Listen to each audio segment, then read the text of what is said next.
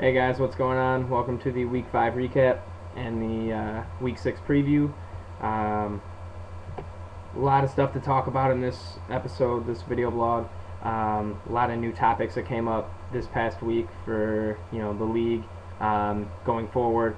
So let's jump into the scoreboard for Week 5. A couple close games, actually, a couple real close games, and then some blowouts. But let's jump right into one of the close games of the week. Autobot Revolution pulled out a big victory over Titletown USA, moving Aaron to 3-2. Jared fell to 1-4 now in the season. Big week for Aaron. Scoring more points. This guy scores a ton every week. Gotta go hats off to Aaron on this. He started Pierre Garcon, who nobody really thought was going to do any damage. It was like a one-hit wonder last week, and he came up with a huge 24-point week. That was definitely the start of the week, because without that he'd have lost.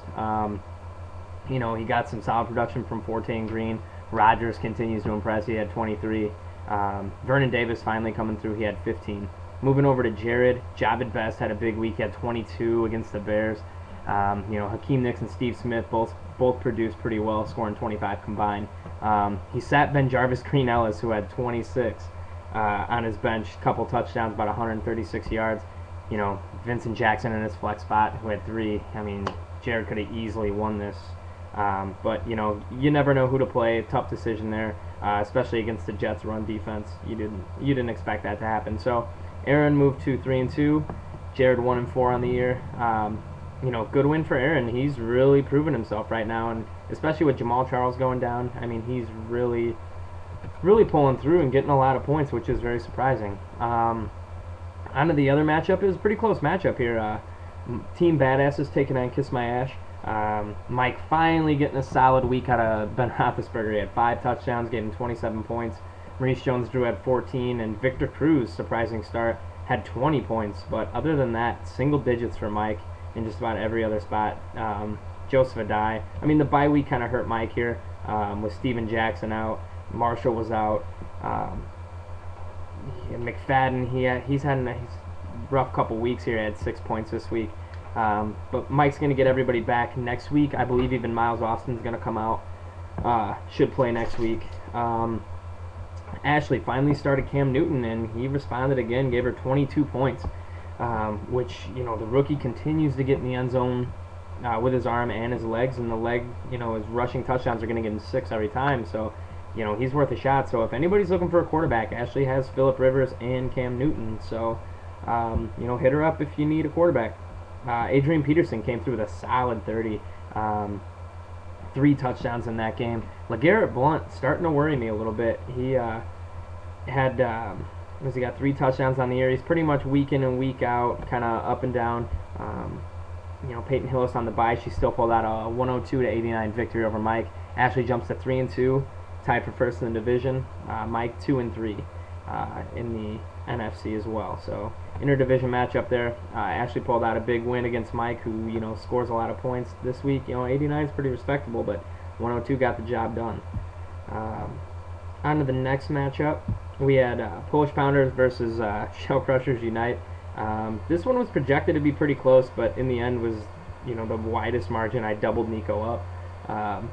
There wasn't really much he could do. I got pretty much solid production. I only got single digits out of 2 players. Pretty much everybody else showed up for me this week. Gave me pretty consistent points.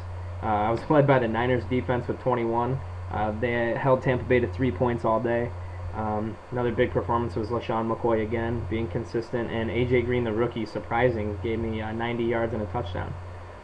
Looking at Nico's roster, Drew Brees had 20 points, and that was it for his double-digit scores. The next closest was Darren Sproles with 9. He had 2 guys put up goose eggs in Dallas Clark and Eric Decker. So, Nico really has to get it going. There's not too many other people he can start. Noshawn Moreno lost his starting job to Willis McGahee. Maybe Nico looks for a trade. I don't know. He's 0-5 at this point.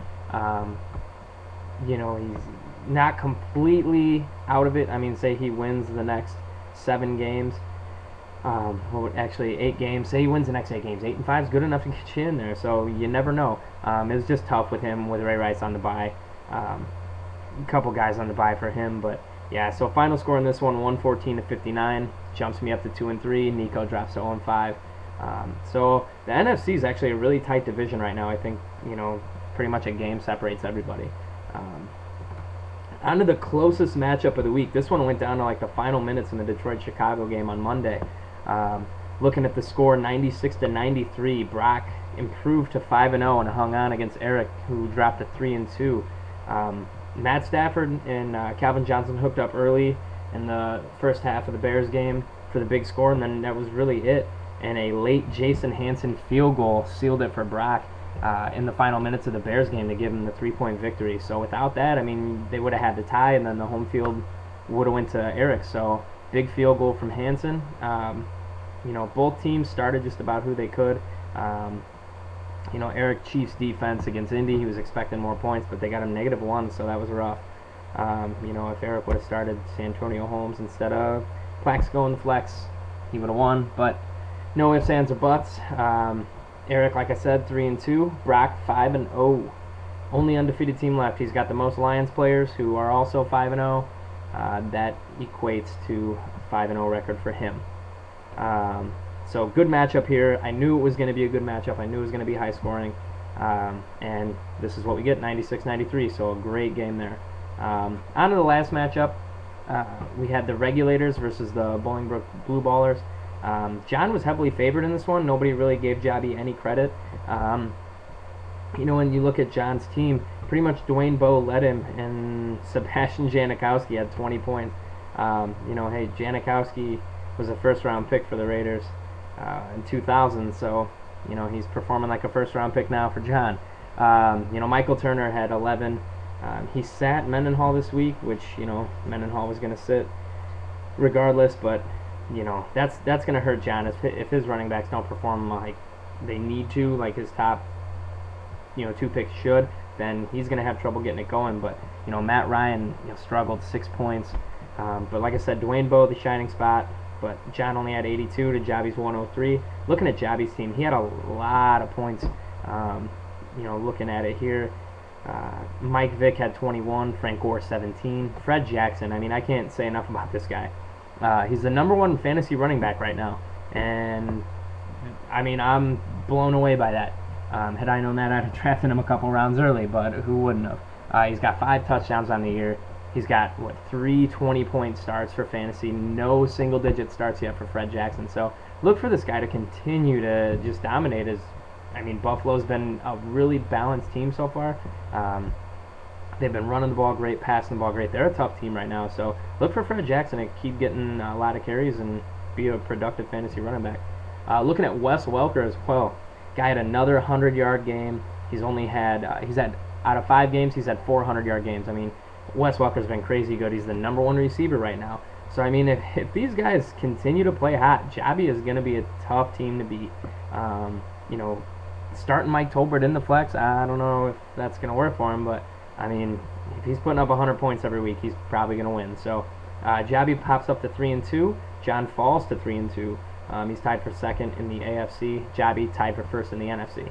So, great scoreboard there, guys. Really fun week to watch. Week 6 should be just as fun. Going through the matchups here, we got Polish Pounder versus Team Badasses. Both teams are 2-3. Both are looking to gain some position in their divisions. The season's still early, guys. We're just about halfway there. Season's 13 weeks long, the regular season, and we're at week 6 right now, which I can't believe that week is moving so fast, which is crazy. I mean, but I dig it. It's fantasy football. It's fucking awesome. Anyway, so Polish Pounder versus Team Badasses. I'm projected at 115 to Mike's 84. Projections aren't much, but that's a pretty wide margin. Looking over to a matchup I think is going to be really fun to watch is Brock versus Aaron. Brock's 5-0 and Aaron's 3-2. Both are projected at 90 points, so after all projections, could be a tie. I don't want to go into too much detail with all the matchups because I want to hop to some other things here before my video runs out. But that should be a fun matchup. Look for more points than 90 to be scored. I think both teams hit triple digits. It's going to be really exciting. Make it Wayne versus the Regulators. Two more big hitters here. The projection totals scare me, though. Eric's only projected at 69. Jabby's projected at 100. I think Jabby's going to take that one. The way his team's been playing, I mean, if they play at a high level, he's going to win that one. Jumping back to Brock and Aaron's matchup, I'll just pick a winner real quick. I got to go with Brock. Even though Aaron's team scores a lot of points, I just see Brock going 6-0, keeping the streak alive. Jumping back to me and Mike's, with the projection totals, some of my matchups, I got Ryan Matthews on the bye, which is really going to hurt. I'm going to have to find a secondary running back. Hopefully D'Angelo Williams can do what he did last week. So if he can, I'm going to take me in that one. Shell Crushers Unite versus Bolingbrook Blue Ballers. This is another high projected matchup. Nico's projected at 119. John's projected at 109. This one's a toss-up for me because I think Nico finally breaks the trend and goes he'll go 1-5. But John's got a good team, so it could really go either way here. I'm gonna go with the upset in the trap game. He's got to get the win sometime, so I'm just gonna pick it here. So I'll take Nico on that one in a real close game. Kiss My Ash versus Titletown USA. Ashley, finally scoring a lot of points last week. This projection total's close as well. Ashley's 102 to Jared's 107. So this one could be really close. I don't think they each scored that high, but if her running backs show up, I mean, she's gonna beat Jared. And Jared's got some good players, guys. I mean, don't count this guy out. I mean, at 1-4, he could still come back. So those are the matchups for Week 6. I want to jump into some topics here. I think I got about 3 minutes. So let's talk real quick. Hot topic on the boards, guys, is Keeper League. Do we want to do it? Are we going to start with the keepers you got, the players you got now, and are we going to draft next year and those are your keepers? Basically, I'll kind of give you a rundown on how Keeper Leagues are going to work. Take my team, for example. I drafted LaShawn McCoy first round. If I keep him this year, I don't get a first round pick next year. All right, say my next player, if I would keep Ryan Matthews, I drafted him in the 6th, 7th round. Next year, I don't get a 6th or 7th round pick. So basically, Keeper Leagues are all about value. Say, look at Jabby. He got Fred Jackson in the late rounds. I want to say 7, 8, maybe I'm wrong, 6. But I mean, he gets the number 1 running back. He'll lose that 6th or 7th round pick, but he won't have to give up a first round pick for that. So it's all about value, guys, and where you keep your guys. Say if you took Adrian Peterson, number 1 overall, and you don't really want to keep him because you got better value, give up Adrian Peterson. He goes back into the draft pool, and then, then you'll still get a first-round pick. Also, how we would do the drafting with the Keeper Leagues is, since if all of us are going to be in the same league, the worst record will get the first pick, and it'll order like that. Basically, and the champion of the league will get last pick at 10. I know we also talked about 12-team leagues. I'm against it. I'm not saying I would throw out any idea of it and just not consider it, but I've been in 12-team leagues and they're not that fun. Talent's spread out so thin that point totals aren't high, and it's really tough to figure out who's going to play, and you get a lot of goose eggs from players. So I'm definitely going to stick with 10 in this league, but I do appreciate the input from everybody. I'm running out of time. I got about a minute and a half. But anyway, I'd really like to do a Keeper League, guys, especially we're doing the traveling trophy. I want to get everybody together in the same league. So I think Keeper League's a great idea. You would pretty much keep 2 guys. And everybody on their team's got at least 2 guys they'd want to keep for next year. So just get on the thing, vote on the question, make a comment, tell me what you think. I mean, I'm not going for majority rules. If it's 6 owners want it, 4 owners don't, then I probably won't do it. But if we get 8 owners who do and 2 owners who don't, then I probably won't do it, or that we will do a keeper. So I mean, I'm for it. I think it'd be a great idea. Makes it more fun to draft too. And kind of gives you an idea how you can project out your team. So if you guys have any questions on that, please make a post. Make sure you comment on the matchups this week. Vote on the matchups. Stay active, guys. It's a fun league, and if we go keeper, it's going to be way more fun.